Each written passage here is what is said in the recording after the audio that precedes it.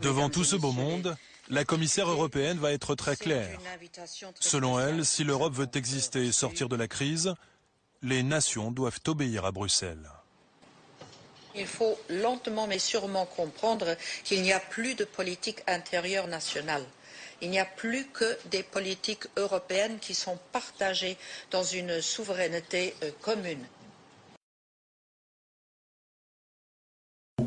Ce que nous disons, c'est qu'en fait, on s'attaque à des lampistes et que le système est fait pour ça, pour que vous vous en preniez à des lampistes, à des gens qui, en fait, acceptent de se faire traîner dans la boue à condition d'avoir une voiture avec un chauffeur, un gyrophare, des sièges en cuir et un tableau devant loupe d'orme. Voilà, ils sont ministres pour rire. Ils sont là pour encaisser les coups, sachant qu'en fait, ils n'ont plus aucun pouvoir.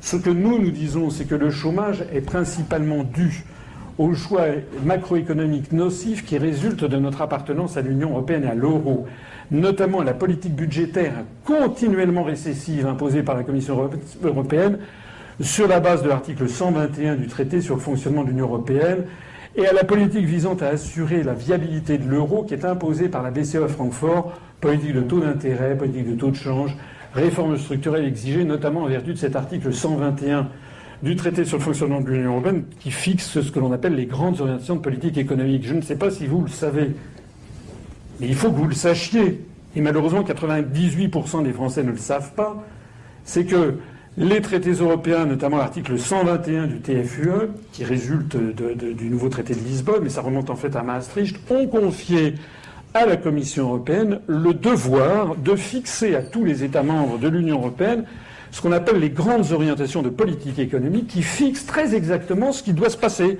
c'est-à-dire les privatisations, la flexibilisation du travail, la remise en cause des CDI, etc., etc. C'est pas pour rien qu'au même moment, dans tous les pays de l'Union européenne, il y a les mêmes prétendues réformes indispensables qui s'imposent.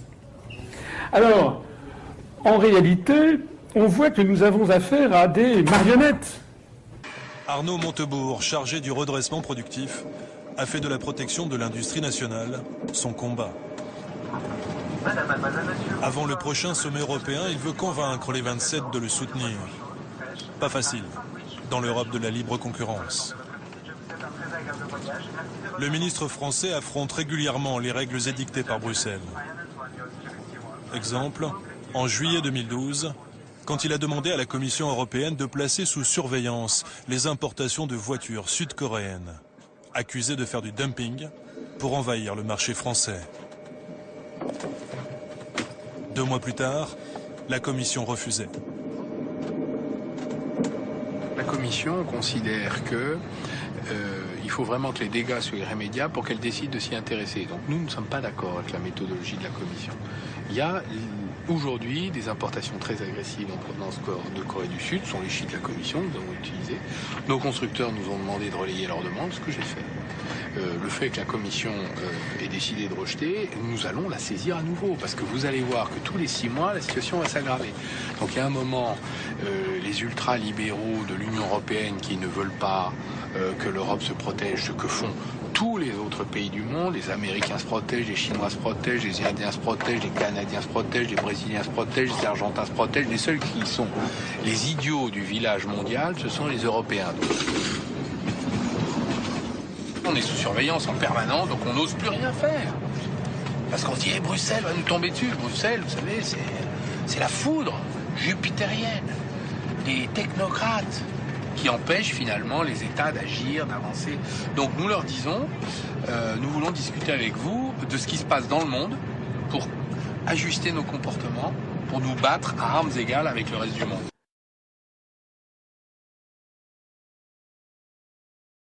S'agissant des grandes questions économiques et monétaires, nous sommes encore plus sous le carcan des autres. Là, j'allais dire, j'enfonce des portes ouvertes. La plupart des gens maintenant ont commencé à comprendre comment ça se passe. Pour tenter de rendre viable l'euro, nous avons des injonctions, non seulement d'ailleurs venues de la Commission européenne, mais également de la Banque centrale européenne et aussi du Fonds monétaire international, dans le cadre de ce qu'ils appellent la Troïka, où on a renforcé encore les contraintes de coordination économique. Voilà, on a appris il y a là, le 26 septembre, M. Moscovici est arrivé comme un bambin à la Commission européenne. Il a été reçu par le commissaire européen, M. Olli Rehn. On doit envoyer notre copie budgétaire à Bruxelles. Oui, tout à fait. En fait, vous savez, il s'agit d'une nouvelle procédure de surveillance. Dans quelques jours, en effet, Paris va envoyer à Bruxelles sa copie budgétaire pour avis. Et ensuite, les experts européens vont examiner la trajectoire, les grands équilibres de ce budget. Est-ce que la réduction dite historique des dépenses est au rendez-vous? Et puis, ils donneront soit un feu vert, soit un feu clignotant. Alors bien sûr, Bruxelles ne peut pas déchirer notre copie, mais peut tout de même nous demander de la revoir. La France a présenté sa copie budgétaire pour essayer d'obtenir, et le journal Le Figaro a titré « La France obtient un bon point ». Enfin, c'est quand même dingue. C'est quand même dingue. Désormais, c'est un Gus, M. Olli Rehn, qui est finlandais de nationalité, qui a été formé dans le Minnesota à Saint-Paul, puis ensuite qui a été diplômé de l'université de Berkeley en Californie. Ce monsieur n'a été élu par absolument personne, ni en Finlande et a fortiori en France. Et c'est ce monsieur qui vient nous dire si notre budget lui convient. Bon. Alors, en vertu de ça, vous avez, c'est pas seulement la France, vous voyez bien ce qui se passe en Italie, en Grèce, en Espagne, au Portugal, les injonctions de tailler dans les dépenses sociales, de revenir sur les acquis sociaux, de brader les services publics, etc. Derrière ces vitres, 600 experts en économie venus de tout le continent travaillent sans relâche. Leur mission, surveiller les comptes publics des 27 pays d'Europe. Est-ce que vous êtes une espèce de gendarme des finances publiques au niveau européen ? C'est exactement le cas, effectivement.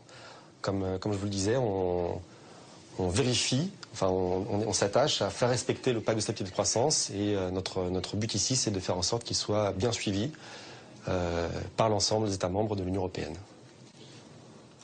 Français, spécialiste des statistiques, Salvatore Serravalle travaillait auparavant au ministère des Finances à Paris. Détaché à Bruxelles, il obéit maintenant aux autorités européennes. Sa tâche, veiller à ce que les 27 États membres, dont la France, respectent la règle d'or. Le déficit public ne doit pas dépasser 3% du budget national. Nous, on vérifie que ces critères sont bien respectés et s'ils ne sont pas, on met en place certains mécanismes visant à ramener les États membres dans les clous du pacte. On peut émettre alors ce qu'on appelle ensuite une mise en demeure, si la recommandation n'a pas été suivie des faits, qui de nouveau demande aux États membres de converger vers des cibles budgétaires plus raisonnables. Et puis si ce n'est toujours pas le cas, alors on peut se mettre en place des mécanismes de sanctions financières qui peuvent aller jusqu'à une amende de 0,2 points de PIB pour les États membres de la zone euro uniquement. Pour la France, ça représenterait 4 milliards d'euros à peu près.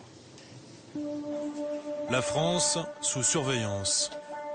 C'est ici, dans ces couloirs anonymes, où se succèdent des bureaux étroits, que se joue donc une amende de 4 milliards d'euros que nous aurions à payer. Le scénario, hélas, est possible. La France, comme 11 autres États européens, est dans la catégorie des mauvais élèves.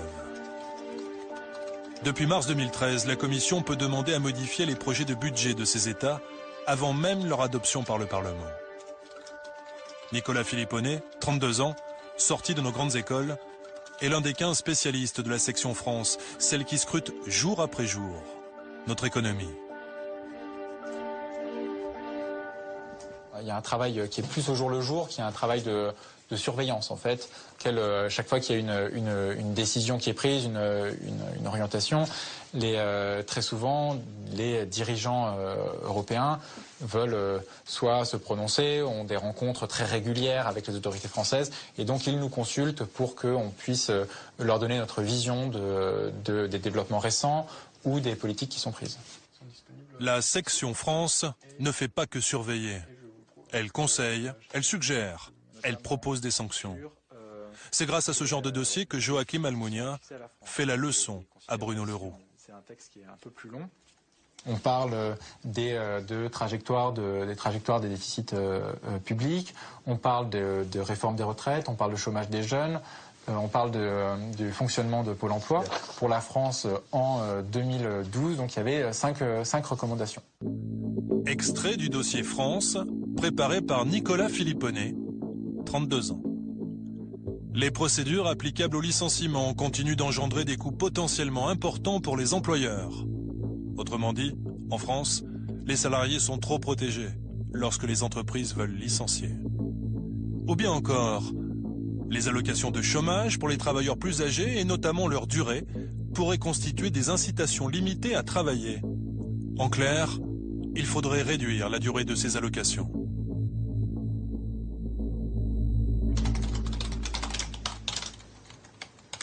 Ce qu'on peut espérer, c'est qu'effectivement, nos recommandations, le bilan approfondi qu'on a publié, ont contribué à la prise de conscience par les autorités françaises que de ce point de vue-là, il y avait un problème et qu'il fallait prendre des mesures.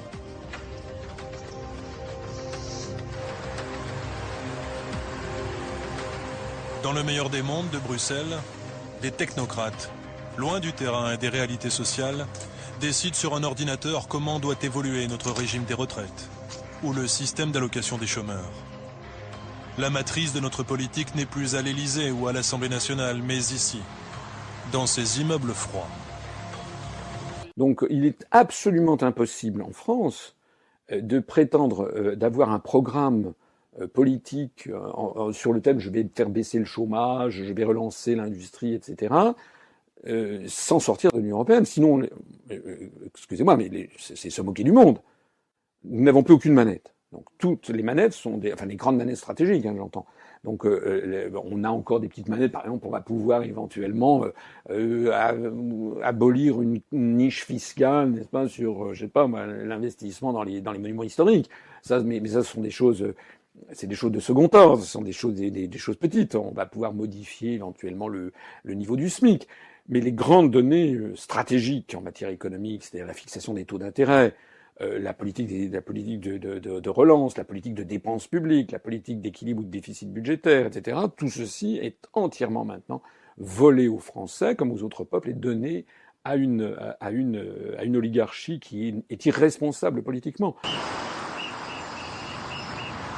Dans sa croisade pour défendre le Made in France, le ministre va devoir affronter Karel de Gucht, le commissaire européen au commerce. La Commission européenne dispose d'une compétence exclusive en matière de commerce. Les décisions prises par Karel de Gucht ont des conséquences directes sur les entreprises françaises. Pour beaucoup, ce flamand est l'incarnation du mal libéral qui sévit à Bruxelles et détruit des emplois. Le Made in France, est-ce que ça a encore du sens aujourd'hui, le Made in France? Non, parce que un produit qui est exclusivement fait dans un pays, que ce soit la France ou n'importe quel autre pays, ça n'existe plus. Une partie importante de la gamme de la société qui a donc procuré la marinière de M. Montebourg est faite en Tunisie, non?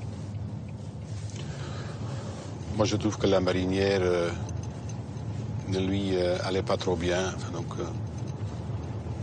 c'est plutôt un monsieur pour porter une cravate, je trouve. Et puis, ça m'inspire pas à grand-chose.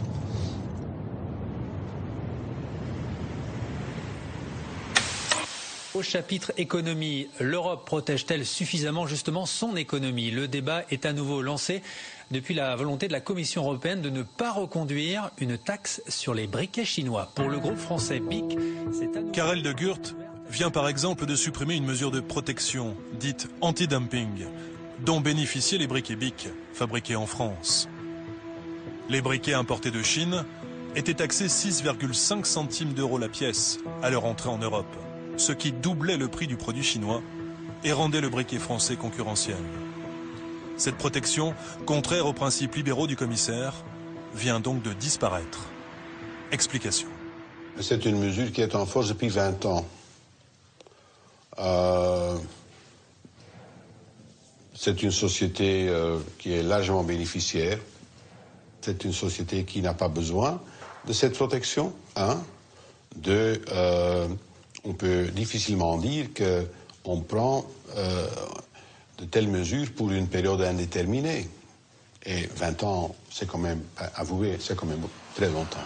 Moi, je veux changer l'Europe. Changer l'Europe pour qu'elle soit meilleure. De changer cette Europe-là. Pour changer cette Europe-là. Mais encore. Il faut changer l'Europe. Non, mais il faut la changer. Il faut qu'on change l'Europe. Changer cette Europe. Voter socialiste, c'est changer l'Europe maintenant. C'est-à-dire que si on ne change pas d'abord l'orientation en Europe... Parce que si on ne change pas l'écosystème européen... Alors je le dis ici, l'Europe doit être repensée, l'Europe doit être refondée. Refonder cette Europe. C'est de bâtir une Europe enfin utile. Construire l'Union européenne sur des bases différentes. Et qu'il faut construire une autre Europe. Et donc ce qu'il faut, c'est une autre Europe. Ils veulent une autre Europe. Exiger ensemble une autre Europe. Pour une autre Europe. D'une autre Europe. Pour une autre Europe radicalement différente. Ne dites pas, il ne faut pas dire qu'au fond de ça, nous sommes anti-européens.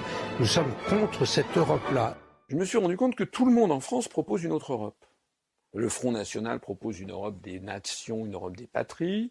L'UMP, aux dernières nouvelles, a fait sa campagne en disant pour une Europe qui marche. Le Parti socialiste faisait campagne pour une Europe sociale. ELV pour une Europe écologique. Le Front de gauche et l'extrême gauche pour une Europe des travailleurs. Donc chacun a son projet. Alors déjà, la première chose assez pittoresque, c'est qu'ils ne sont même pas d'accord entre Français sur l'Europe qu'ils veulent. Déjà, entre Français, on ne sait même pas l'Europe qu'on veut entre Français.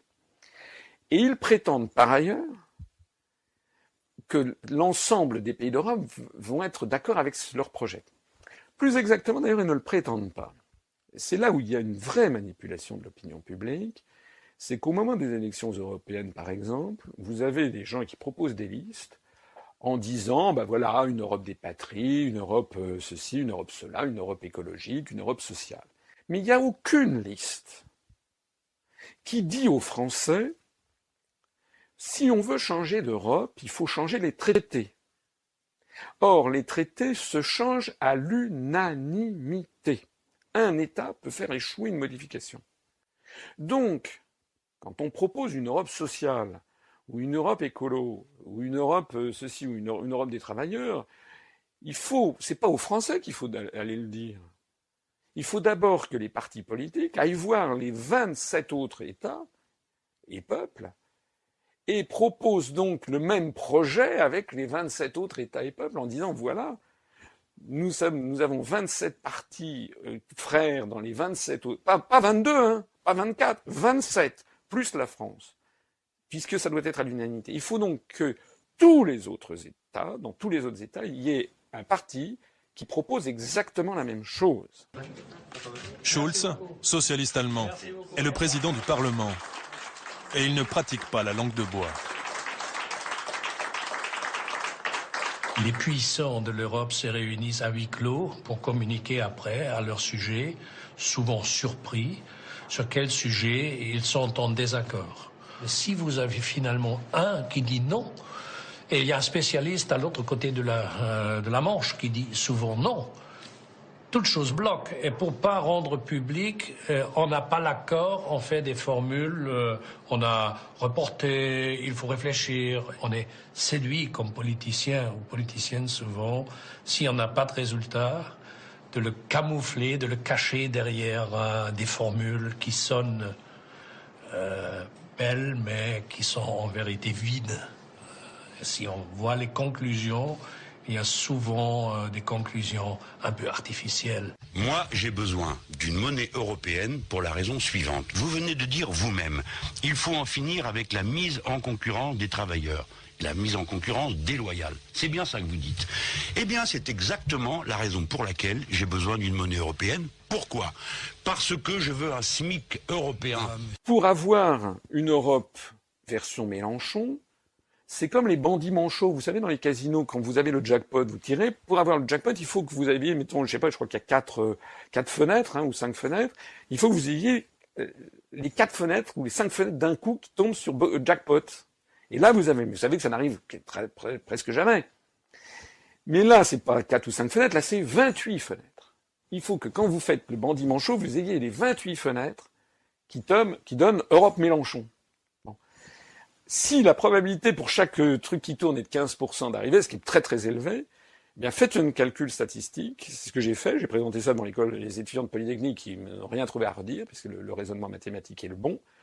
Ça fait 0,15 à la puissance 28, ce qui fait 0,000000000 une probabilité tellement infinitésimale que la probabilité, qu'elle puisse arriver, c'est 1 seconde tous les 37 trillions d'années. Tous les 37 milliards d'années. Autrement dit, jamais. Avant chacun de ces sommets européens, François Hollande retrouve à Bruxelles ses amis de la famille socialiste pour un déjeuner convivial. Les troupes sont maigres. Sur les 27 États membres, 8 seulement sont dirigés par des sociodémocrates. Mais François Hollande garde son humour. Enfin, une photo de famille. C'est la petite famille pour l'instant. Ça n'est pas. Les cousins ne sont pas venus encore. C'est une photo de famille. It's bigger now. Yeah.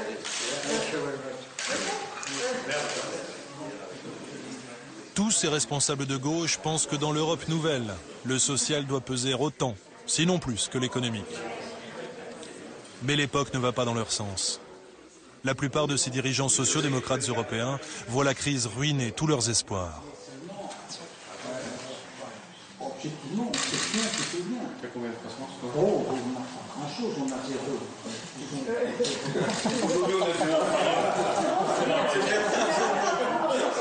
Nos enfants nous ramèneraient 0.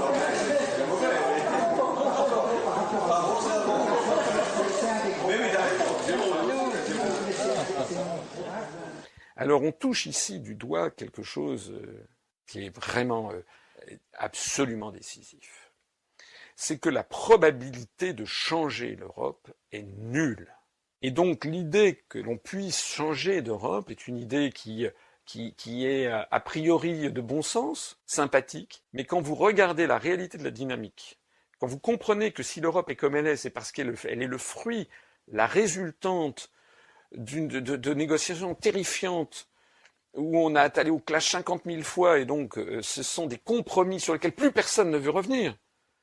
Plus personne ne veut revenir. L'idée de faire par exemple une Europe qui protégerait les services publics à la française, il y a une majorité de Français qui sont d'accord, mais jamais vous n'aurez l'accord des Luxembourgeois, jamais vous n'aurez l'accord des Britanniques ou des Néerlandais, jamais, jamais. Donc ce qui est fait maintenant, vous ne pouvez plus revenir en arrière. Voilà, c'est la raison, et ce calcul statistique, je crois, est parlant.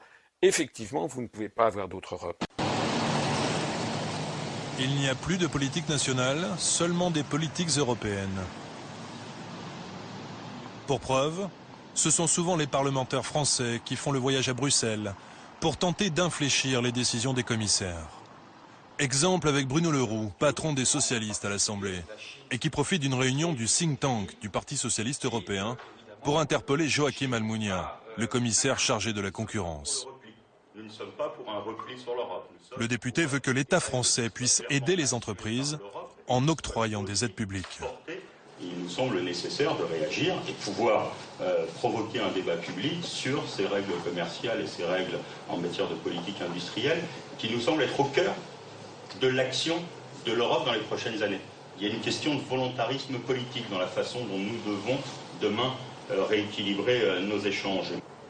C'est un élément qui nous semble important dans ce que nous appelons la réorientation de la politique commerciale commune et la constitution d'une politique industrielle européenne qui soit digne de ce nom. Mais on ne peut pas extrapoler les problèmes de chacun des pays à d'autres. C'est comme si moi, en étant espagnol, je dirais bon, toute l'Europe a un problème avec le secteur immobilier. C'est pas vrai.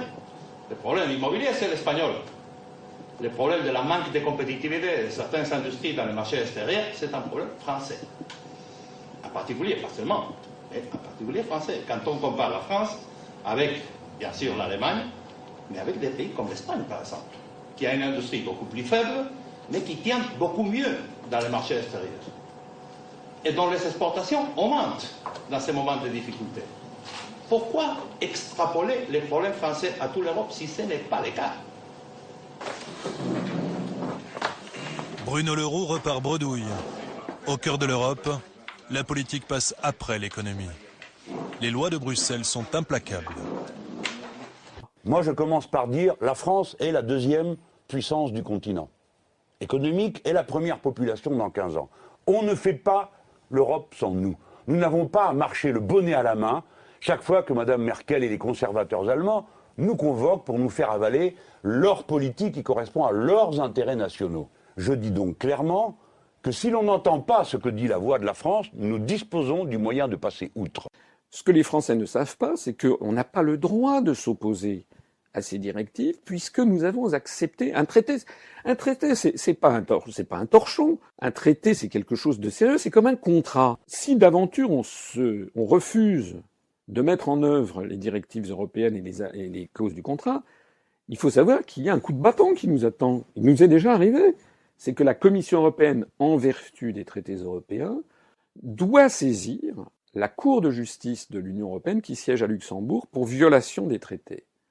Et à ce moment-là, la Cour de justice, ce sont des magistrats européens qui regardent les traités à la loupe, qui regardent les directives et qui demandent ensuite des comptes à la France, mais c'est vrai aussi au Luxembourg, à l'Italie, à la Grèce, à Chypre, à la Finlande, et qui leur disent, bon, est-ce que vous avez appliqué? Montrez-nous. Et si effectivement les juges constatent qu'on n'a pas fait ce qu'on devait faire, à ce moment-là, ils nous mettent des injonctions de faire, des obligations de faire, avec des astreintes financières. C'est arrivé sur l'affaire des OGM, par exemple. C'est-à-dire qu'il y avait la France avait l'obligation d'introduire les OGM venant de Bruxelles et elle ne le faisait pas. Parce que les députés ne voulaient pas voter à l'Assemblée. Vous voyez, donc on est resté dans cette situation. C'est votre exemple. C'est ce que M. Mélenchon appellerait désobéir aux directives. Mais qu'est-ce qui s'est passé?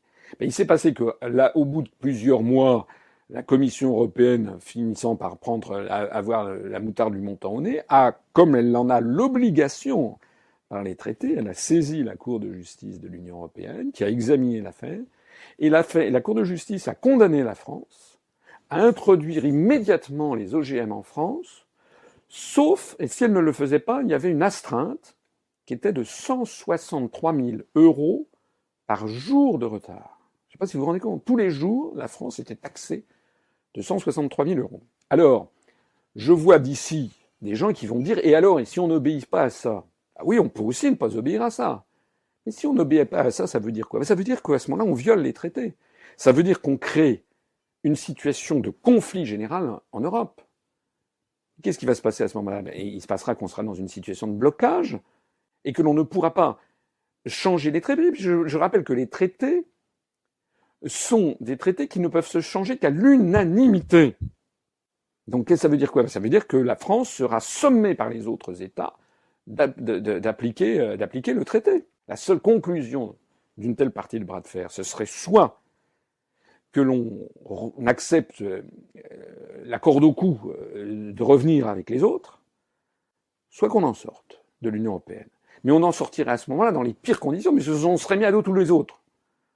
Ce que nous proposons, nous disons, mais il y a un article dans le traité de l'Union européenne, le TUE, qui s'appelle l'article 50, qui prévoit justement comment on peut sortir posément, gentiment, sereinement de l'Union européenne, parce que le traité prévoit une clause de sortie, c'est d'ailleurs une obligation pour tous les traités internationaux. Donc pourquoi ne pas faire ce qui est prévu par les traités? Pourquoi avoir une approche conflictuelle qui ne pourrait mener qu'à une explosion générale et à des conflits majeurs avec les autres? La conclusion, c'est que l'Europe est irréformable, elle ne peut être que comme elle est.